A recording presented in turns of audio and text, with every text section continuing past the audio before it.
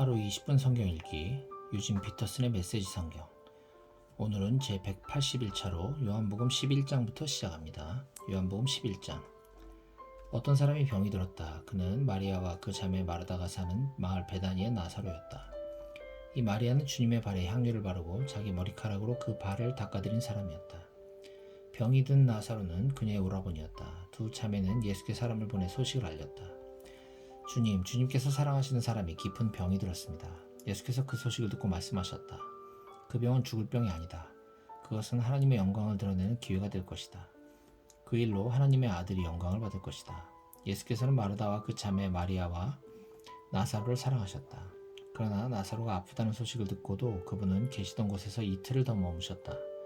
이틀 후에 예수께서 제자들에게 말씀하셨다. 다시 유대로 가자. 제자들이 말했다. 랍비님, 그리로 가시면 안 됩니다. 유대인들이 선생님을 죽이려고 하는데 다시 가다니요. 예수께서 대답하셨다. 낮은 12시간이 아니냐. 낮에 다니는 사람은 햇빛이 넉넉하기 때문에 넘어지지 않는다. 그러나 밤에 다니는 사람은 자신이 어디로 가는지 볼 수 없기 때문에 넘어진다. 이 말씀을 하신 뒤에 예수께서 이렇게 말씀하셨다. 우리 친구 나사로가 잠들었다. 내가 가서 깨워야겠다. 제자들이 말했다. 주님, 그가 잠들었다면 푹 쉬고 나서 기분 좋게 깰 것입니다. 예수께서는 죽음을 두고 하신 말씀인데 제자들은 잠시 잠을 잔다는 뜻으로 받아들였다. 그래서 예수께서 분명하게 밝히셨다. 나사로가 죽었다. 내가 거기에 있지 않은 것이 너희에게는 잘된 일이다. 너희는 이 일로 믿음의 눈을 뜨게 될 것이다. 이제 그에게 가자. 바로 그때 쌍둥이라고 불리는 도마가 동료들에게 말했다. 갑시다. 우리도 그와 함께 죽는 것이 낫겠습니다. 예수께서 마침내 베다니에 도착해 보니 나사로가 죽은 지 벌써 나흘이 되었다. 베다니는 예루살렘에서 몇 킬로미터밖에 떨어지지 않은 곳이어서 많은 유대인들이 마르다와 마리아를 찾아와 나사로를 잃은 그들을 위로하고 있었다.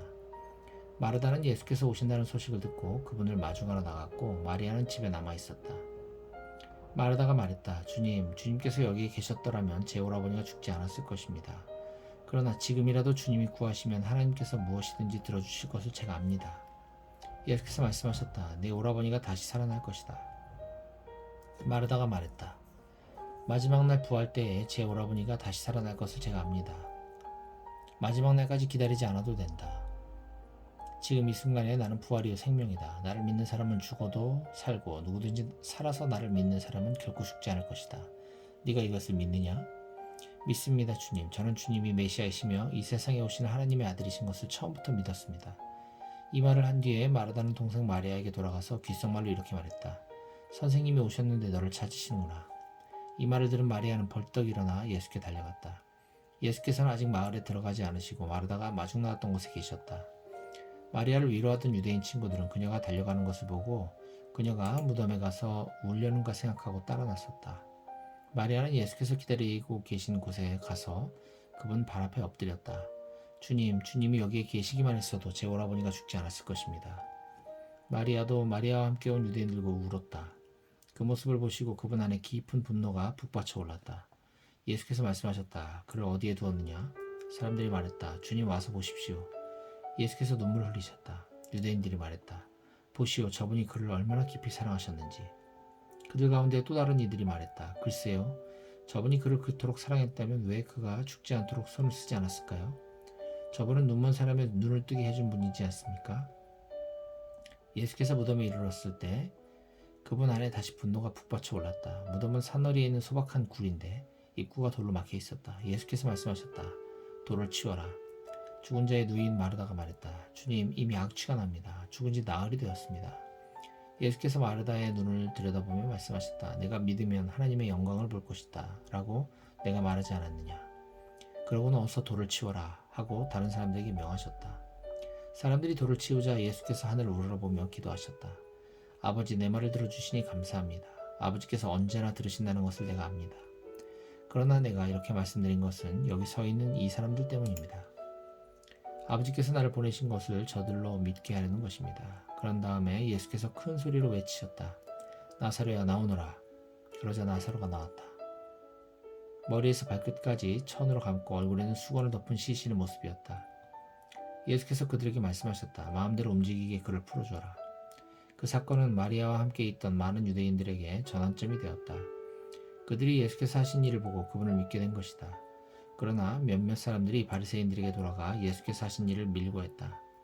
대제사장과 바리새인들은 유대 최고 회의를 소집했다. 어떻게 하면 좋겠습니까? 이자가 끊임없이 일을 벌이며 하나님의 표적을 일으키고 있으니 말입니다. 이대로 두면 조만간 모든 사람이 그를 믿게 될 테고 그러면 로마 사람들이 와서 얼마 남지 않은 우리의 권력과 특권마저 빼앗고 말 것입니다. 그러자 그들 가운데서 그의 대제사장으로 임명된 가야바라는 사람이 말했다. 여러분은 아무것도 모르겠소? 한 사람이 백성을 위해 죽는 것이 민족 전체가 멸망하는 것보다 우리에게 낫다는 것을 알지 못한단 말이오? 이것은 그가 스스로 한 말이 아니라 그의 대제사장으로서 뜻하지 않게 예언한 것이다. 그는 예수께서 민족을 위해서뿐만 아니라 흩어져 나그네의 삶을 살아가는 하나님의 자녀들을 모아서 한 백성으로 만들기 위해 죽으실 것을 예언한 것이다.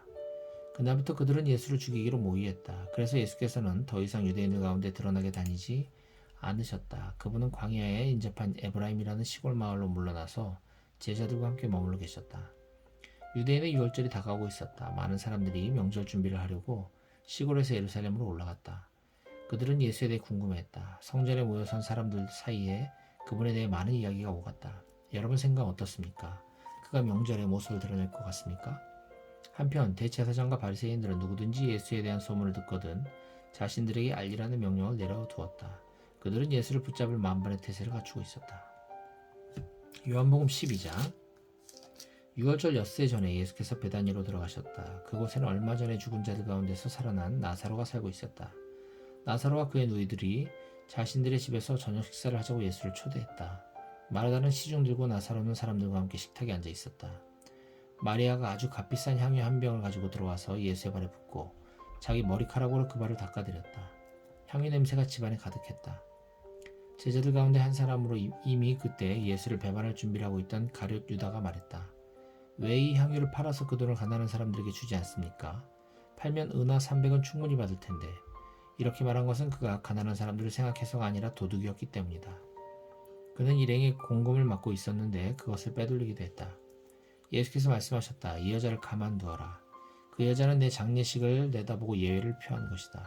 가난한 사람들은 너희와 항상 함께 있지만 나는 너희와 항상 함께 있는 것이 아니다.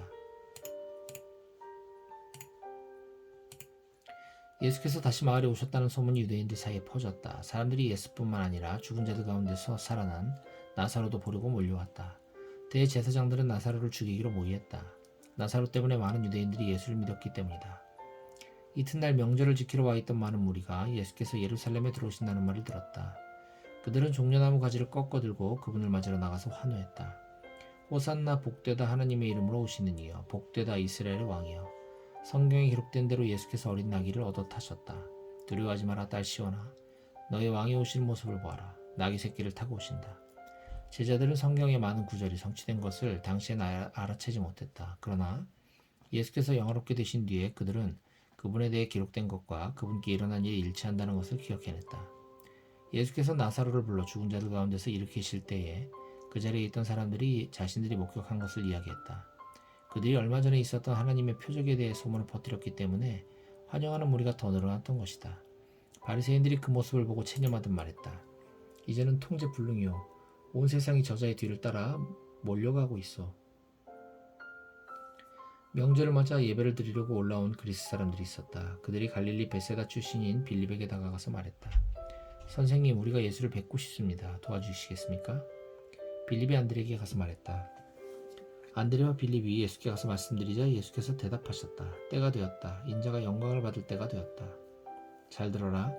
밀알 하나가 땅에 묻혀 완전히 죽지 않으면 한 알 그대로 남아있다. 그러나 밀알 하나가 땅에 묻혀 죽으면 싹이 나서 몇 배의 열매를 맺는다. 마찬가지로 누구든지 현재의 목숨에 집착하는 사람은 그 목숨을 잃을 것이다. 그러나 앞뒤를 재지 않는 사랑으로 그 목숨을 버리는 사람은 참되고 영원한 생명을 얻게 될 것이다. 너희 가운데 누구든지 나를 섬기려는 사람은 나를 따라오너라.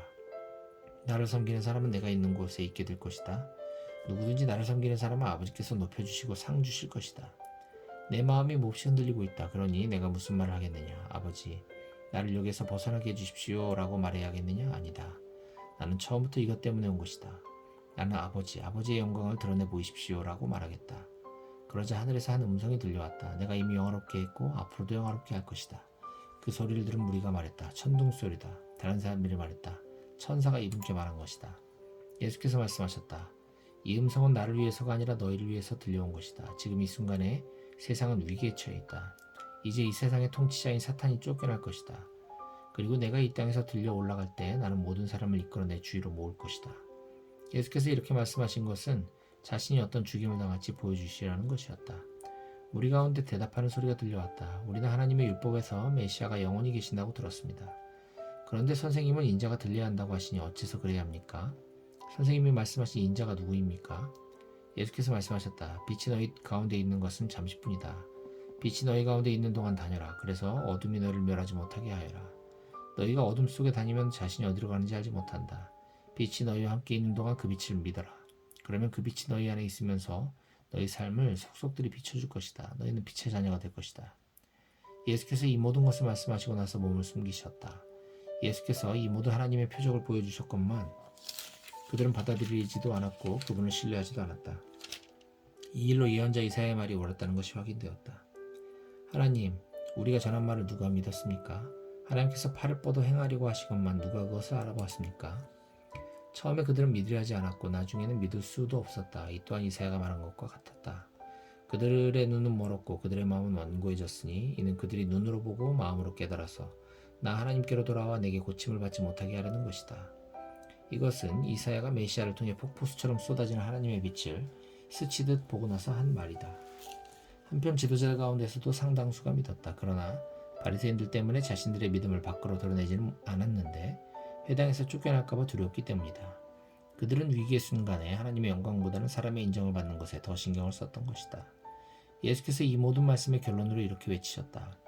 누구든지 나를 믿는 사람은 나를 믿는 것이 아니라 나를 보내신 분을 믿는 것이다. 누구든지 나를 보는 사람은 사실은 나를 보내신 분을 보는 것이다. 나는 이 세상에 온 빛이다. 내가 온 것은 나를 믿는 모든 사람들로 더 이상 어둠 속에 머물지 않게 하려는 것이다. 만일 누가 내 말을 듣고 진지하게 받아들이지 않는다고 해도 나는 그를 심판하지 않는다. 나는 세상을 심판하기 위해 온 것이 아니라 세상을 구원하기 위해 왔다. 그러나 나를 회피하고 내 말을 받아들이지 않는 사람은 스스로 심판받기를 선택하는 것이다. 육신이 된 그 말씀, 내가 너희에게 말했을 뿐 아니라 바로 나 자신이기도 한 그 말씀이 너희의 운명을 결정할 말이다. 그 말씀 가운데 어느 것도 내 마음대로 지어낸 것이 없다. 나를 보내신 아버지께서 내가 무엇을 말하고 어떻게 말해야 하는지를 지시해 주셨다. 나는 아버지의 명령이 어떤 열매를 맺는지 정확히 안다. 그것은 참되고 영원한 생명이다. 내가 할 말은 이것이 전부다. 아버지께서 내게 말씀하신 것을 나도 너희에게 말한다. 요한복음 13장. 유월절 전에 예수께서는 이 세상을 떠나 아버지께로 가야 할 때가 된 것을 아셨다. 예수께서는 자신의 소중한 동료들을 사랑하시되 끝까지 사랑하셨다. 저녁 식사 때가 되었다. 이때 이미 마귀는 가룟사람 시몬의 아들 유다를 단단히 붙잡고서 예수를 배반하도록 준비를 마친 상태였다. 예수께서는 아버지께서 자기에게 모든 것을 맡기셨다는 것과 자기가 하나님께로부터 왔다가 하나님께로 돌아갈 것을 아셨다. 예수께서 저녁 식탁에서 일어나 겉옷을 옆에 두시고 수건을 두르셨다. 그런 다음 대야에 물을 부어 제자들의 발을 씻고 수건으로 닦아주셨다. 예수께서 시몬 베드로에게 이르셨을 때 베드로가 말했다. 주님께서 정말 제 발을 씻으실 겁니까? 예수께서 대답하셨다. 내가 하는 일을 네가 지금은 이해하지 못한다. 그러나 나중에는 분명하게 알게 될 것이다. 베드로가 고집을 부렸다. 제 발은 절대로 씻지 못합니다. 예수께서 말씀하셨다. 내가 너를 씻어주지 않으면 너는 내가 하는 일과 아무 상관이 없다. 베드로가 말했다. 주님, 그렇다면 제 발만 씻지 말고 제 손도 씻어주십시오. 제 머리도 씻어주십시오. 예수께서 말씀하셨다. 아침에 목욕을 한 사람은 이제 발만 씻으면 된다. 너희는 머리부터 발끝까지 깨끗하다. 내 관심사는 위생이 아니라 거룩이라는 것을 너희는 알아야 한다. 이제 너희는 깨끗하다. 그러나 너희 모두가 깨끗한 것은 아니다. 예수께서는 누가 자신을 배반할지 알고 계셨다. 그래서 너희 모두가 깨끗한 것은 아니다라고 말씀하신 것이다. 예수께서 제자들의 발을 씻어주시고 나서 겉옷을 입고 식탁 자기 자리로 돌아가셨다. 예수께서 말씀하셨다. 내가 너희에게 무슨 일을 했는지 이해하겠느냐? 너희는 나를 선생이라 부르고 주라고 부르는데 맞는 말이다. 내가 정말로 그러하다. 주이며 선생인 내가 너희의 발을 씻어주었으니 이제 너희도 서로 발을 씻어줘야 한다. 내가 너희에게 모범을 보였으니 너희도 내가 한 그대로 하여라. 나는 분명한 것만 말한다. 종이 주인보다 높지 않고 사원이 사장에게 명령하지 못한다. 내 말이 무슨 뜻인지 알겠거든. 너희도 그대로 행하여라. 복된 삶을 살아라. 지금부터 내가 하는 말은 너희 모두를 두고 하는 말이 아니다. 나는 내가 선택한 사람들을 정확히 안다. 그것은 다음의 성경 말씀을 이루려는 것이다. 내 식탁에서 빵을 먹던 자가 나를 배반하였습니다.